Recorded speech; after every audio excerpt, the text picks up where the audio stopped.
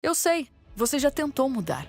Já viu vários vídeos pela internet, já prometeu para si mesmo 1 milhão de vezes que a segunda-feira seria diferente e que desta vez tudo ia funcionar, mas na terça-noite você já estava de volta ao sofá, com a mão no pacote de salgadinho, se perguntando onde foi que deu errado de novo. Já falamos uma vez e vamos falar novamente.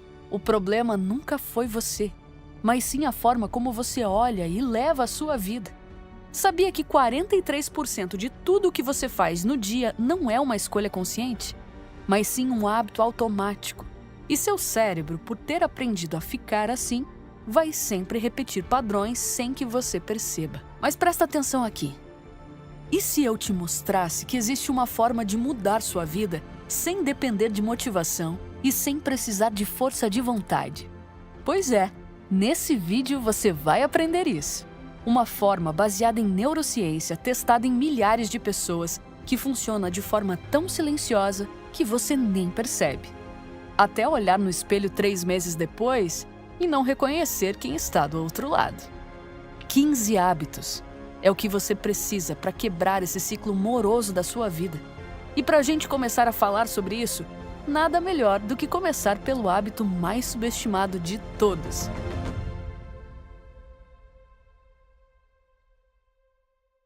Parece besteira, eu sei, mas o primeiro hábito é arrumar a cama. Você provavelmente está pensando, sério? É isso que vai mudar minha vida? Olha, me escuta. Quando você arruma a sua cama logo ao acordar, você está fazendo algo muito mais profundo do que só organizar lençóis. Você está provando para si mesmo, nos primeiros 5 minutos do dia, que você é capaz de completar alguma coisa. E é essa a sua primeira micro-vitória do dia. E o cérebro adora vitórias. E por que eu estou dizendo isso? Porque estudos recentes em neurociências mostram que mudanças gigantescas começam em ações ridiculamente pequenas, que são os micro-hábitos. E a lógica por trás disso é simples. Quando você termina uma tarefa pequena, seu cérebro libera picos de dopamina que criam aquelas sensações de que algo foi realizado, que automaticamente te empurra para a próxima ação. Wendy Woods explica que hábitos são formados através de um loop de 3 fases: a de deixa, a de rotina e a de recompensa. A deixa aqui é acordar. A rotina aqui seria arrumar a cama. E a recompensa? É aquela sensação silenciosa de controle que diz: caramba, hoje você arrumou sua cama. Não foi nem sua mãe, nem seu companheiro, companheira que fez isso. Mas aqui está o segredo que a maioria das pessoas não entende. Essa primeira vitória é só o começo. Porque uma vez que você prova para si mesmo que pode completar algo pequeno, você começa a acreditar que pode completar coisas maiores. E é aí que a transformação silenciosa começa.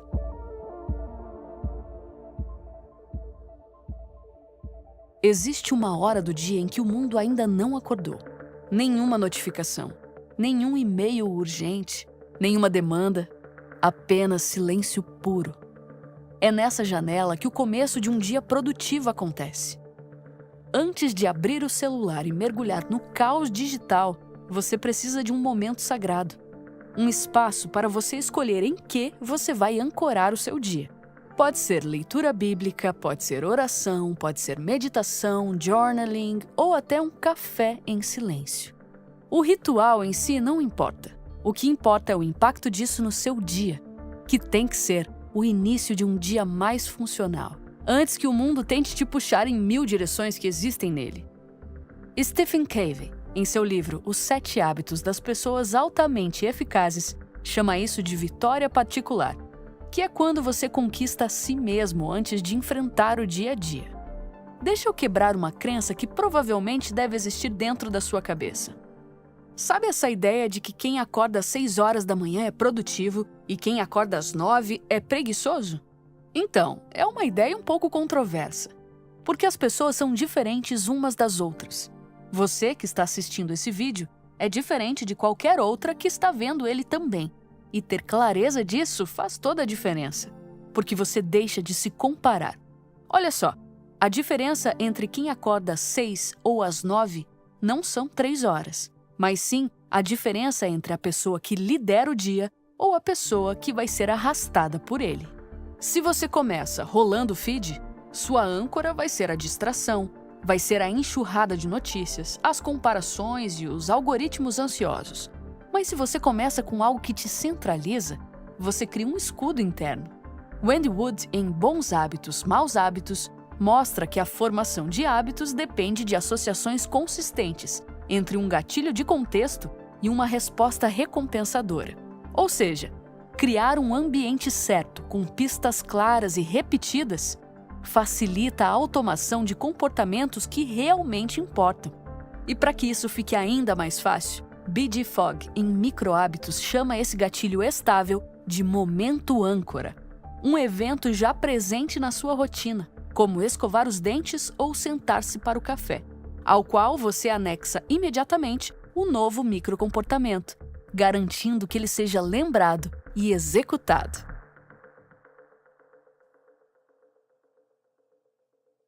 Existem 2 hábitos que parecem distintos, mas na prática são parte da mesma disciplina: caminhar sem celular e trabalhar em profundidade. O primeiro te força a ficar a sós com seus pensamentos, sem as muletas digitais. O segundo te exige mergulhar em uma tarefa sem distrações, com foco absoluto. Ambos têm o mesmo objetivo: libertar sua mente do excesso de estímulos e colocá-la para operar no nível mais alto. Olha só, nós vivemos intoxicados por estímulos: celular, notificações, abas abertas, podcasts, mensagens, uma overdose de inputs que sequestram nossa atenção. Mas a verdade é simples: sem silêncio, não existe pensamento claro. E sem foco, não existe trabalho de valor. Quando você sai para caminhar sem celular, sem música, sem distrações, no começo parece tortura, porque seu cérebro entra em abstinência. Mas depois que o tédio cede, algo silencioso acontece. As ideias surgem, as suas conexões neurais se formam, as soluções que antes pareciam inacessíveis aparecem. E mais, quando você traz essa mesma disciplina para o trabalho, o resultado é devastador. E por que eu digo isso?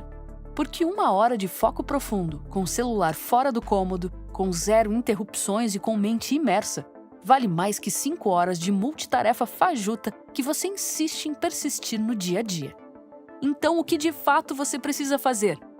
Trabalhar sem dispersão, criar rituais, ambientes e limites que forcem sua mente a fazer aquilo para o qual foi projetada: pensar, resolver, criar. Nietzsche já dizia que grandes pensamentos nascem ao caminhar, e Cal Newport provou que grandes resultados nascem do trabalho profundo. Ambos estão certos. A genialidade mora no silêncio, e o silêncio só aparece quando você expulsa o barulho. Seja andando ou trabalhando, a regra é a mesma: desligue o mundo para se ligar a si mesmo.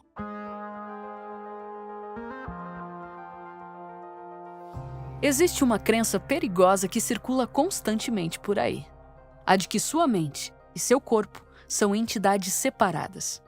Você acredita nisso? Bom, se sim, você está sendo enganado. Não dá para você ter uma mente produtiva e saudável com um corpo negligenciado. E para te comprovar isso, a neurociência não mente.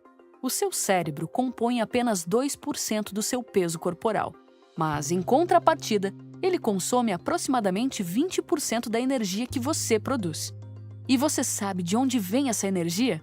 Daquilo que você come, daquilo que você bebe e de como você movimenta seu corpo. Mas vamos começar pelo mais subestimado de todos: tomar água. Pensa comigo, quantas vezes você acordou se sentindo quebrado? Você acorda atrasado, sem energia e irritado com gente que não fez nada contra você. O café não bate. E você pensa: isso deve ser só um dia ruim. Pois é, a real é que isso pode estar atrelado ao simples fato de você estar desidratado. Seu cérebro é composto por 75% de água, e sem ela, ele começa a falhar como um computador antigo e sem memória RAM, onde você abre uma aba e o computador trava. E quando você se vê, está lento, sem foco e vulnerável. Mas agora, vamos para o prato, ou melhor, para aquilo que você come. Escolher comida de verdade não é só sobre ter saúde, é sobre ter clareza mental. Quando você enche o prato com cores, fibras e nutrientes, em vez de embalagens e conservantes, você está, na verdade, alimentando o cérebro que guiará todas as suas decisões. O intestino produz 90% da serotonina do corpo. Então, cada vez que você entope a boca com ultraprocessados, você não só estraga o seu corpo, mas também patrocina ansiedade, compulsão e aquele looping mental que não te deixa em paz. Mas quando você se abastece com comidas melhores, de repente fica mais fácil decidir, menos provável negociar com a despensa à meia-noite e mais fácil manter o controle.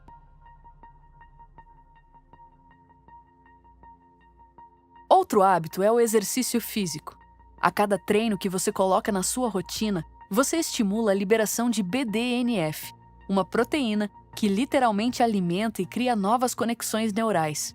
Então, correr, nadar ou levantar peso não moldam apenas seus músculos, mas sim a sua memória e a sua resiliência emocional. E mais, outro hábito silencioso que muita gente negligencia é o ambiente. Só que isso é um erro. O contexto importa tanto quanto os seus músculos ou qualquer outro hábito. Deixa eu te dar um exemplo. Sabe aquele seu quarto bagunçado? Aquilo ali não é só bagunça. É o reflexo daquilo que você vive. Olha só, sempre o ambiente vai gritar mais alto que sua intenção. Então, quando você arruma, quando você permite mais espaço na sua vida, a sua mente respira. E com a mente respirando, você consegue ir mais fundo nos hábitos invisíveis, aqueles que ninguém vê, mas que no fundo são os que moldam quem você se torna. Outro hábito que é muito subestimado é a leitura. Quando você cria o hábito de ler, você muda como você pensa e muda como você escreve aquilo que sente. E ainda se torna uma pessoa mais crítica e bem mais desenvolvida. Você pratica isso? Se sim, deixa nos comentários. Falar consigo mesmo talvez seja um dos hábitos que quase ninguém se atenta. A maioria das pessoas fala consigo do jeito que jamais falaria com um amigo. Você é burro, você errou de novo. Ou então, por que você não consegue fazer nada direito? Você já pensou assim? Deixa eu te falar. O problema que existe em torno disso, o X da questão é: a sua voz interior é aquele seu narrador que fica ligado 24 horas por dia. Se esse cara vive te diminuindo, te criticando e te sabotando, não tem jeito. Dificilmente você vai conseguir ter um olhar bom e positivo para a vida. Então preste muita atenção. Você se torna aquilo que repete para si mesmo constantemente. Se você fica dizendo que não é suficiente, não se surpreenda quando sua vida começar a refletir exatamente sobre essa crença. E os 4 últimos hábitos são: manter uma promessa para si mesmo. Aqui não estamos nos referindo somente a beber água ou arrumar a mesa que você acabou de sentar para almoçar. Aqui é sobre você provar para o cérebro que você é confiável, que é uma pessoa que não quebra promessas para si mesmo e que não coleciona procrastinação e dúvida. O outro é saber dizer não para proteger a sua paz. Olha só, você que ainda não está aqui, entenda uma coisa. Você não é um restaurante de última hora, para gente que ignora sua agenda. A cada sim que você permite sem nenhum tipo de critério, é um não que você dá para si mesmo. Compreender antes de ser compreendido. Esse hábito silencioso é de extrema importância para a sua vida. Pare de esperar ansiosamente sua vez de falar. Coloque em prática mais o hábito de escutar. Isso vale para conversas com os outros e consigo mesmo. Então, antes de se julgar, descubra por que você age como age. E por último, lembrar que ninguém vai te salvar a não ser você mesmo. Quando você internaliza isso de verdade, algo profundo dentro da sua mente muda. Porque você para de esperar que alguém finalmente te note e que alguém acredite que você é o suficiente. Por que você quer isso? A vida vai te entregar desculpas perfeitas em bandejas de prata todo santo dia. Mas disciplina, determinação, transformação duradoura, isso é construído internamente por meio de todas essas escolhas e absolutamente ninguém pode fazer isso por você, a não ser você mesmo. Então, esses são os 15 hábitos que silenciosamente transformam sua vida para sempre. E por trás de todos eles, a ciência é clara e te mostrou que boa parte das nossas ações são automáticas e a transformação verdadeira vem de dentro para fora. A conclusão? Mudanças drásticas falham, mas micro-hábitos consistentes vencem. Não é sobre virar outra pessoa da noite para o dia, mas é de fato sobre se tornar 1% melhor que hoje, amanhã, depois de amanhã, e da maneira como Wesley sempre fala por aqui, em modo de brick by brick. Agora, me conta nos comentários. Tudo o que falamos aqui fez sentido? Se sim, já aproveita para deixar o seu like e seguir o canal. Ative o sininho porque toda semana temos conteúdos novos. E a gente se vê no próximo vídeo.